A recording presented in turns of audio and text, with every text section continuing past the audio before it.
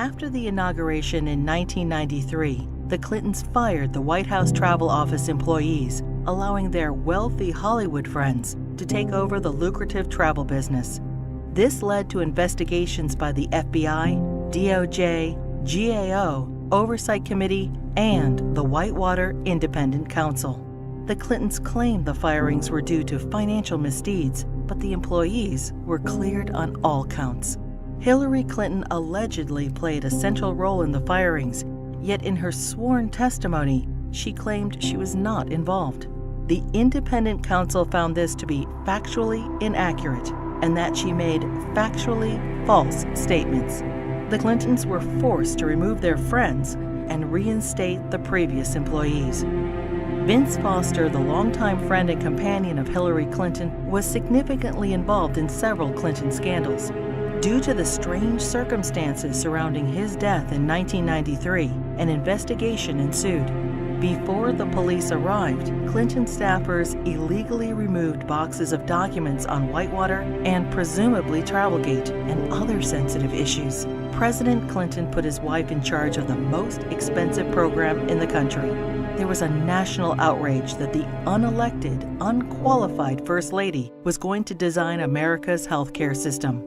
In a 1993 interview, Hillary Clinton admitted, "I am not an expert on healthcare. I'm not somebody who has studied it." Hillary Clinton kept the Presidential Task Force on National Healthcare Reform shrouded in such secrecy that a federal judge threatened to hold the administration in contempt. 2 years later, the healthcare plan was a 1,342-page nightmare, including gatekeepers, health alliances, purchasing cooperatives, new and higher taxes, and restrictions on choosing doctors. Physicians, hospitals, large and small businesses, insurance companies, Democrats, Republicans, and the general public rejected the program, and it failed disastrously. The General Accounting Office put a price tag of $32 million on Hillary Clinton's healthcare fiasco. For dishonesty, Hillary Clinton and others were fined $450,000. Court costs to taxpayers were $725,000. In 1996, with Hillary Care fresh in their minds, Americans voted both the Senate and the House into Republican hands for the first time in over 4 decades. In 1994, President Clinton's Attorney General Janet Reno initiated an investigation focusing on fraud accusations against the Clintons regarding their real estate venture, Whitewater Development Corporation, co-owned with their friends Jim and Susan McDougal. Hillary Clinton was the central figure, and the probe revealed pervasive conflicts of interest between the Rose Law Firm, where Hillary Clinton was partner, and its client, Madison Guarantee, owned by Clinton business partner Jim McDougal. Hillary Clinton claimed billing records, subpoenaed and critical to the investigation, were lost. It is presumed they were stolen from Vince Foster's office the night he died. 19 months later, following the Clintons' acquittal, many of the missing records reappeared in the Clintons' residence. As they were covered with Hillary Clinton's fingerprints, she fell under suspicion of obstruction of justice. Their business partner, Susan McDougal, refused to testify against the Clintons, assuring they were not charged. Susan McDougal went to prison for her silence, but was pardoned by President Clinton. 15 Clinton associates were convicted of 40 federal crimes related to Whitewater. The independent counsel's report highlighted the president's abundant and calculating lies under oath, obstruction of justice, and abuse of power.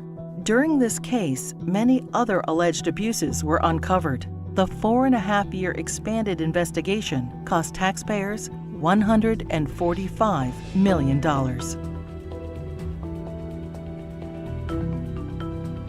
Hillary Clinton's trades in cattle futures raised suspicions of improprieties as her very first trade of $5,000 quickly turned into over $490,000. She refused to release her tax returns for the years in question. Hillary Clinton insisted that she made all the investment decisions herself, The investigation proved her trades were actually placed by her friend James Blair through the brokerage firm Refco. James Blair was outside counsel for Tyson Foods, the largest employer in Arkansas, which is state-regulated.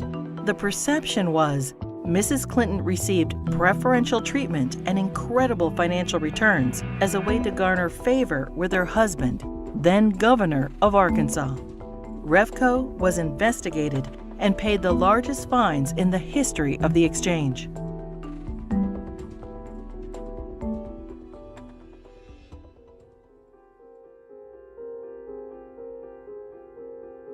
The Clinton administration improperly requested and received FBI background reports on 900 Republican officials. Hillary Clinton allegedly initiated the request to add data to her enemies list, leading to 3 separate investigations in 1996.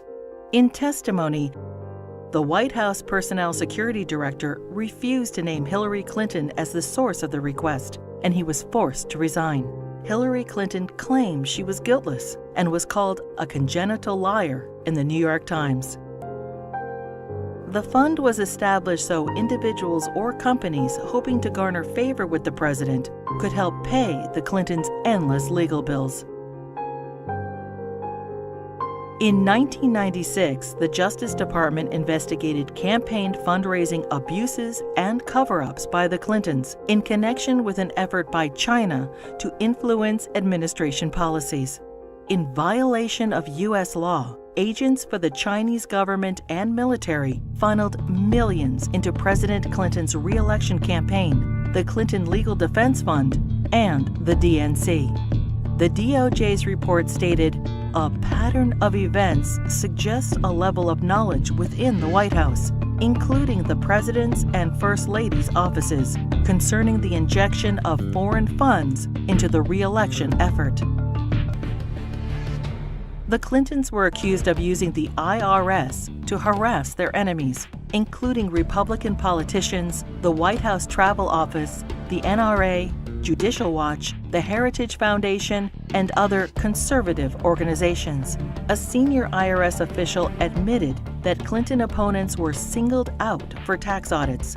Also audited were Bill Clinton's female accusers, including Jennifer Flowers, Paula Jones, Juanita Broderick, and Elizabeth Ward Grayson.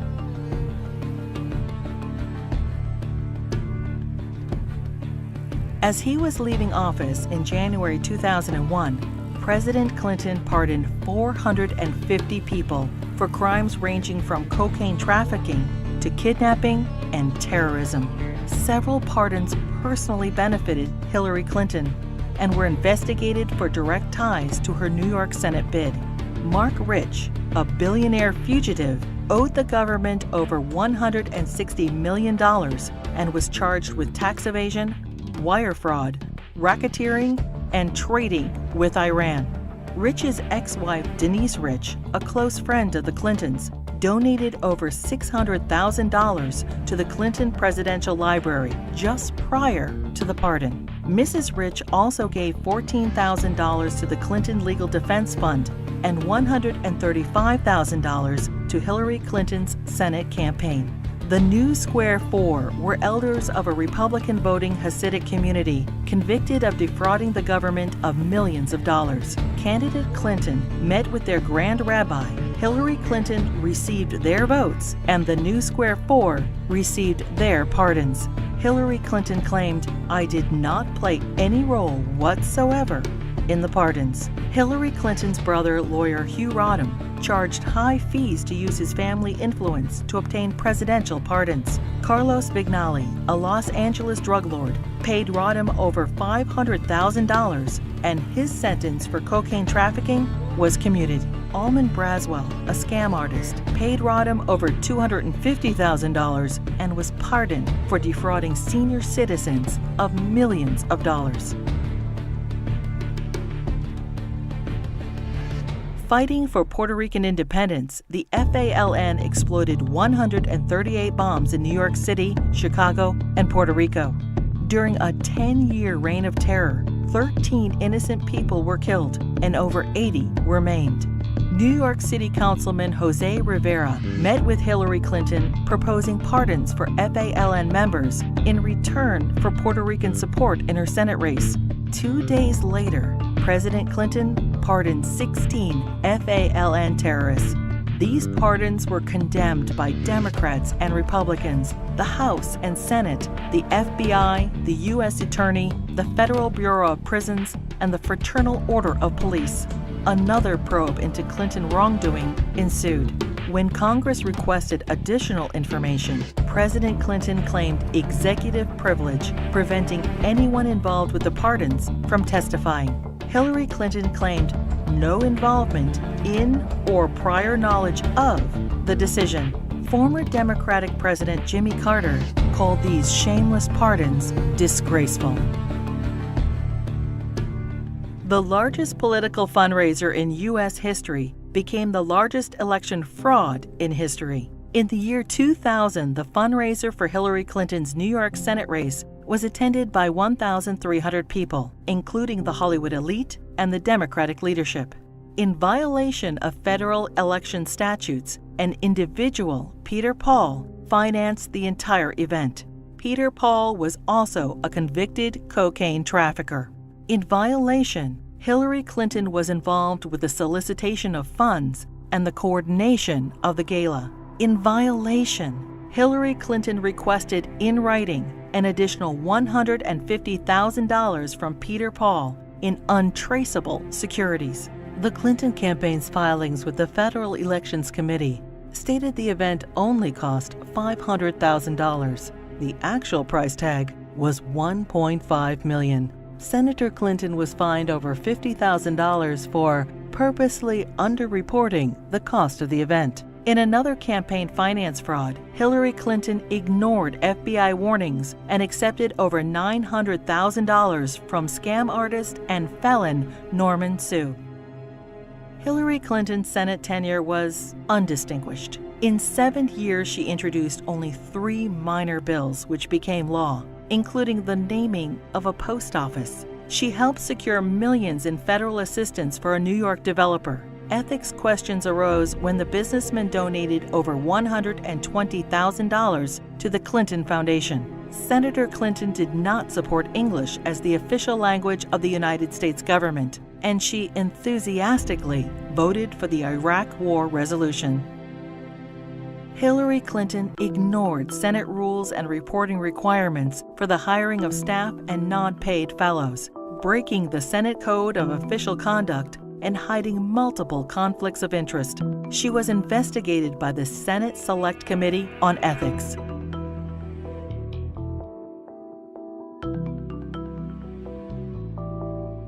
Hillary Clinton's long history of campaign finance abuses continued. Jeffrey Thompson and other fundraising bundlers for her failed 2008 presidential campaign pled guilty to conspiracy and campaign finance law violations. In the primaries, Democrats nominated the little-known junior Senator Obama over the well-known, scandal-ridden Hillary Clinton.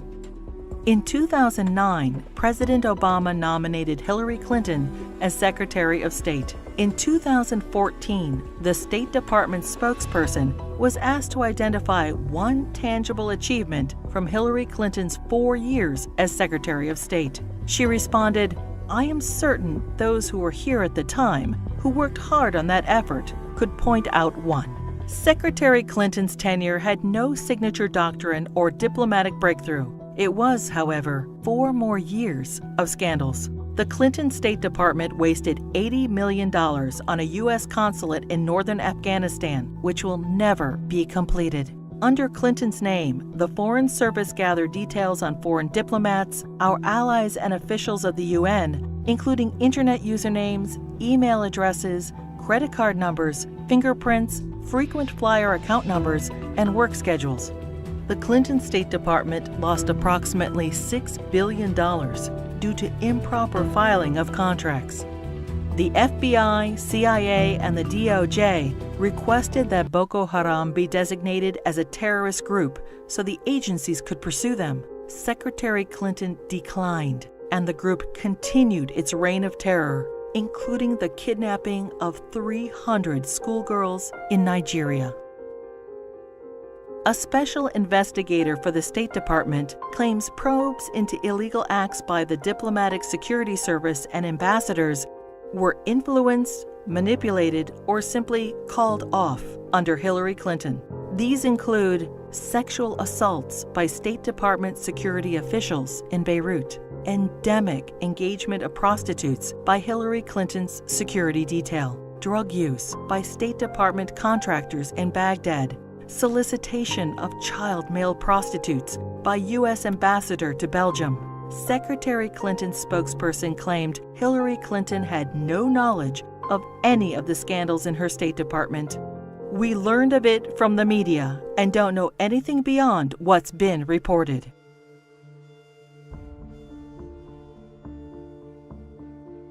The United States mission in Benghazi, Libya, was attacked on September 11, 2012. As Hillary Clinton was Secretary of State at the time, she is at the heart of the cover-up investigation.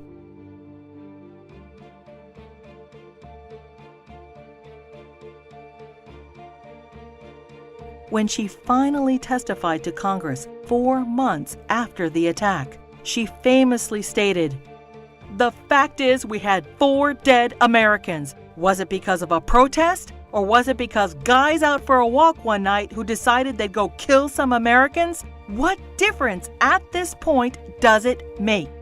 Hillary Clinton testified that she submitted all documents requested by Congress. 20 months later, and only through a Freedom of Information Act request, 41 new documents were released, including changes to Ambassador Susan Rice's talking points. More documents are still being withheld.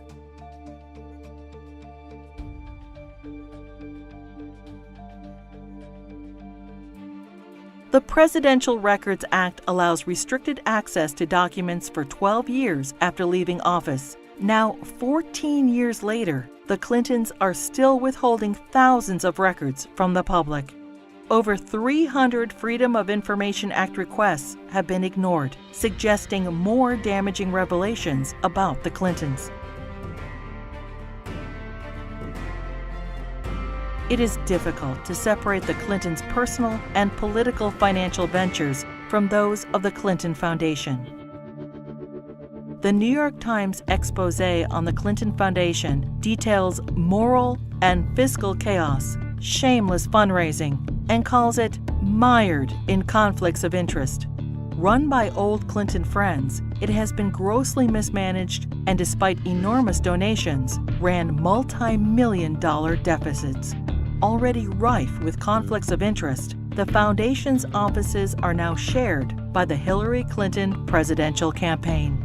Americans can give $2,300 to presidential candidates, but there are no limits on donations to foundations. Hillary Clinton cannot legally accept campaign donations from foreigners, but no restrictions apply to foundations. Secretary of State Clinton traveled to Moscow and pressed the Russian government to purchase planes from Boeing. 2 months later, contract in hand, Boeing donated $900,000 to the Clinton Foundation. The foundation's support from foreign interests hoping to influence U.S. policy is of grave concern. Foreign donations to the foundation increased by 70% when Hillary Clinton ran for president in 2008.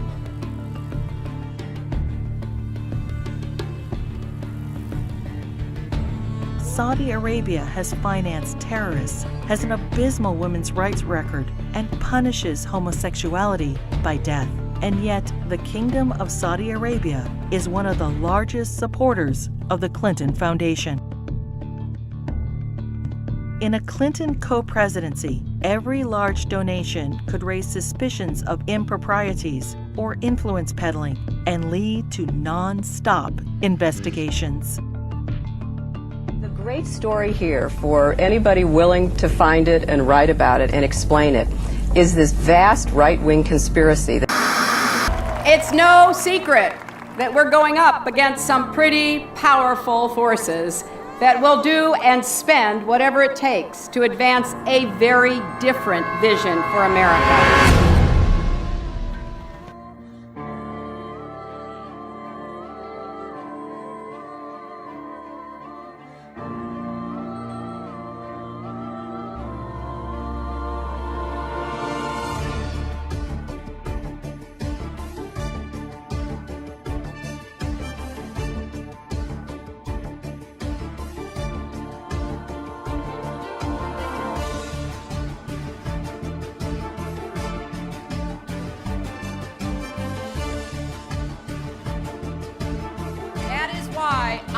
am running for President of the United States.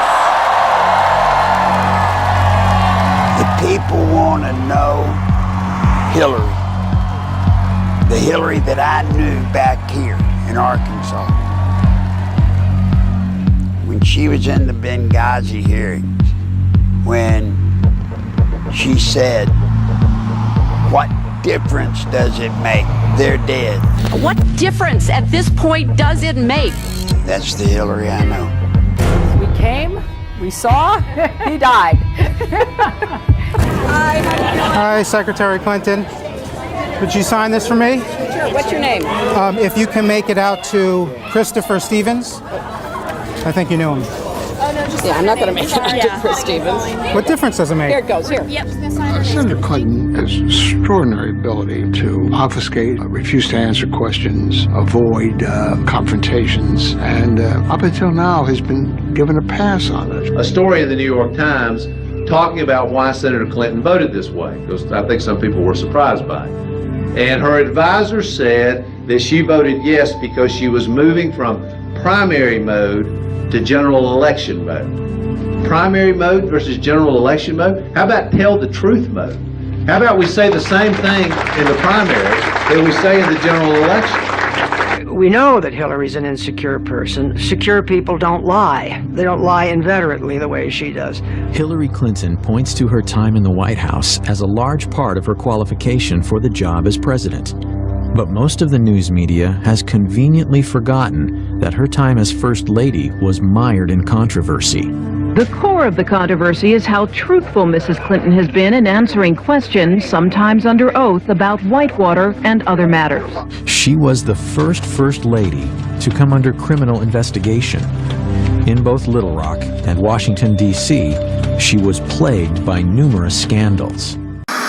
I finally parted company with Hillary Clinton when I saw how she was using private detectives to investigate the women who were linked to her husband. Not to change him, not to reform him, not to make him a better person, but to cow the women into silence so that he could get elected president. I do not want that woman controlling the IRS or the DEA or the NSA or the FBI or the CIA. Not in a democracy, I don't. One thing about Hillary, Bill was just a good-timing guy. But Hillary, she's an animal. Hillary is the one that I promise you, she pulls the strings. She pulled them in Arkansas. She pulled them in the White House when she was there as the First Lady. And my God, if she gets to be president. Take a deep breath and relax and just, sit back, because here they come again. We're going to have to just ride through this as we have so many of these other false accusations.